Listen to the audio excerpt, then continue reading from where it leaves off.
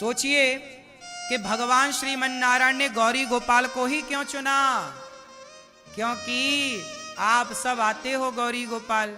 तो माँ लक्ष्मी बोली कि आप यहाँ आते हो तो मैं यहीं बैठूंगी और यहीं बैठ करके आप सबकी झोलियां भरती रहूंगी, आप सबको देती रहूंगी, आप सबका निरंतर कार्य चलता रहेगा, कभी लक्ष्मी की आप पर कमी नहीं होगी। इसलिए माँ भगवती लक्ष्मी माँ का दर्शन करने जरूर आइए गौरी गोपाल। वृंदावन आए हो तो वृंदावन आए हो तो गौरी गोपाल अवश्य आना, क्योंकि यहाँ भगवान का दर्शन तो होगा, भगवान के साथ साथ यहाँ लक्ष्मी नारायण भगवान का दर्शन होगा, यहाँ की सेवाओं का दर्शन होगा।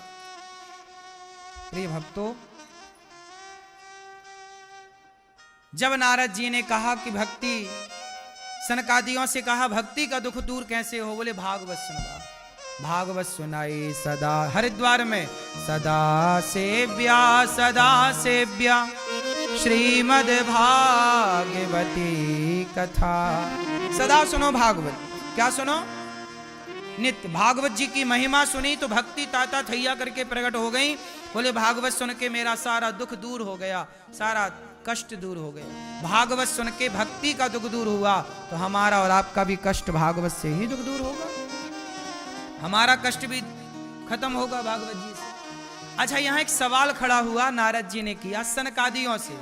सनकादि चार जिन्होंने भागवत जी सुनाई, सनक, सनंदन, सनातन, सनत कुमार, इन चारों से नारद जी ने सवाल किया, महाराज कोई पापी व्यक्ति भागवत सुने तो आश्चर्य नहीं तर जाएगा, कोई पुण्यात्मा भागवत सुने तो आश्चर्य नहीं तर जाएगा, पर जिसने पाप ही पाप किए हो अनगिनत खूब सारे, क्या उस पापी का उद्धार होगा भागवत जी से? बोले हाँ, ये मानवः पाप कृतस्तु सर्वदा सदा दुराचार ढता विमार्ग गाहा क्रोधाग्नि दग्धा कुटिलाश्च कामिनः सप्ताह यज्ञेन कलौ पुनन्ति ते। मैया कितना भी बड़ा पापी क्यों ना हो, जो भागवत सुनता है उसका उद्धार हो जाता, कितना भी बड़ा पापी हो, वीआईपी पापी हो।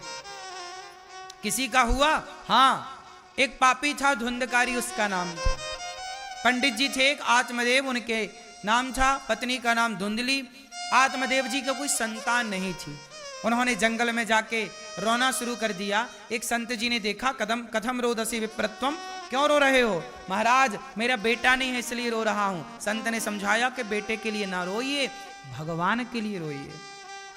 ना महाराज, दिग्जीवितम प्रजाहीनम दिग्ग्रहम च प्रजा विना, धिक्कार है मेरे जीवन को, मेरा बेटा नहीं है।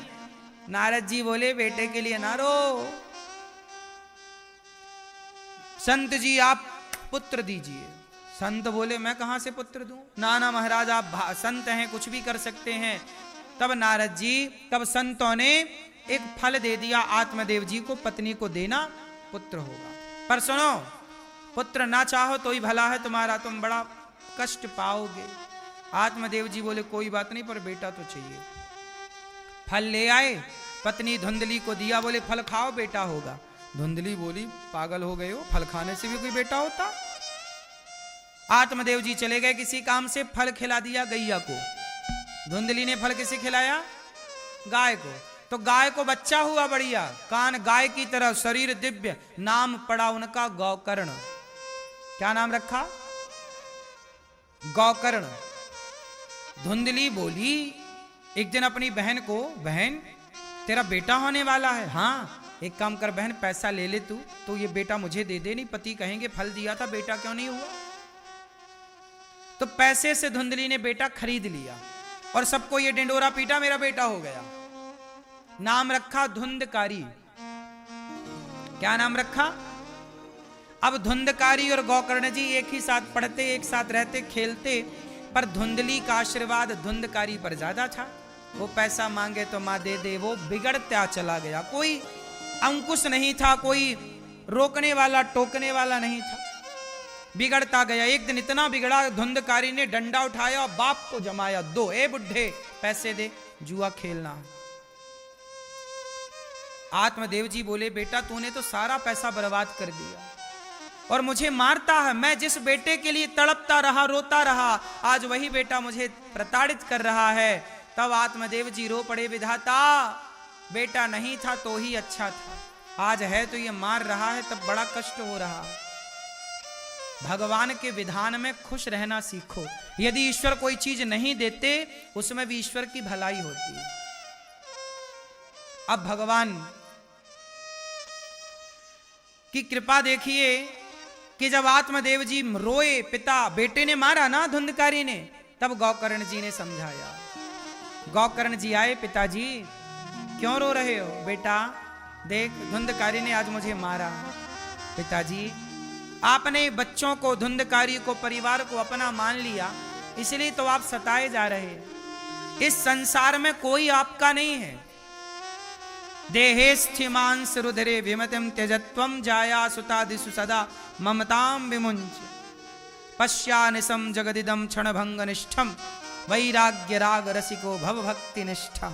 हे पिताजी, परिवार आप कहते हो बेटा मेरा है, परिवार मेरा है, पत्नी कोई, अच्छा ये बताओ आपका क्या है? मैया ये बताओ, बेटा बेटी तो छोड़ो, पत्नी पति तो छोड़ो, क्या ये शरीर आपका है? शरीर आपका था तो आंखों में कम क्यों दिखने लगा? रोका क्यों नहीं? शरीर आपका था तो घुटनों में दर्द हो गया, रोका क्यों नहीं? शरीर आपका था तो बिगड़ गया, बुढ़ापे में शरीर साथ देना छोड़ दिया, आपका था तो रोक लेते ना। इसका मतलब यह हुआ कि शरीर हमारा। अच्छा ये बताओ, शरीर पर आपका वश चलता है? क्या आप चाहते हो कि आप बुढ़े हो जाओ? नहीं चाहते ना, फिर भी हो गए। इसका मतलब शरीर पर आपकी जबरदस्ती नहीं चल रही है, शरीर पर आपका जोर नहीं चलता। क्यों जी चलता है? यदि आपका जोर चलता तो आप सदा जवान रहते, बुढ़े कैसे हो गए? इसका मतलब शरीर भी आपका नहीं है, आपका था तो बुढ़ा होने से बचा लिया होता अपने आप को, सदा जवान रहते। इसका मतलब शरीर भी आपका नहीं। जब शरीर आपका ना हो सका तो शरीर के संबंधी भला आपके कैसे हो सकते हैं? यही तो माया है नहीं कुछ अपना, पर अपना अपना मान के सारी जिंदगी गुजार रहे हैं। यही तो ईश्वर की माया है, यही है माया। सबको अपना मान रहे हो जबकि आपका कुछ नहीं है। आप लोग जरा उस जगह, चाहे परिवार में चाहे शरीर में, उस जगह हाथ रख के बताओ जो आपका हो। आप शरीर के किस अंग को कह सकते हो कि ये मेरा? कहो जरा। शरीर के उस अंग पे हाथ रखो जो आपका हो, कहो जरा। मैया आप सबको कहूं, आप शरीर में उस जगह हाथ रखो जो शरीर का अंग आपका हो। रखो जरा हाथ। किसे आप कहोगे कि मेरा? बोलो मैया। है आपका शरीर का कोई भी हिस्सा? परिवार में हाथ रखो, कौन आपका है? ये परिवार केवल शमशान तक साथ देगा। परिवार कहां तक साथ देगा? हाँ, शमशान तक। शरीर चिता तक साथ देगा, परिवार शमशान तक, पत्नी दरवाजे तक साथ देगी, देहरी तक। पैसा तिजोरी तक, संसार तक साथ देगा। गैया बैल भैंस बकरा बकरी ये सब गोष्ठ तक साथ देंगे, पर आखिरी साथी कौन है? धनानि भूमौ पशवश्च गोष्ठे नारी गृहद्वारी जनः श्मशाने देहश्चितायाम परलोक मार्गे धर्मानुगो गच्छति जीव। ये कहा जब हम जाएंगे तो हमारा शरीर भी साथ ना देगा, चिता पर रह जाएगा जलता हुआ। हमारा पाप हमारा पुण्य हमारे संग चलता है, धर्म हमारा साथ देगा।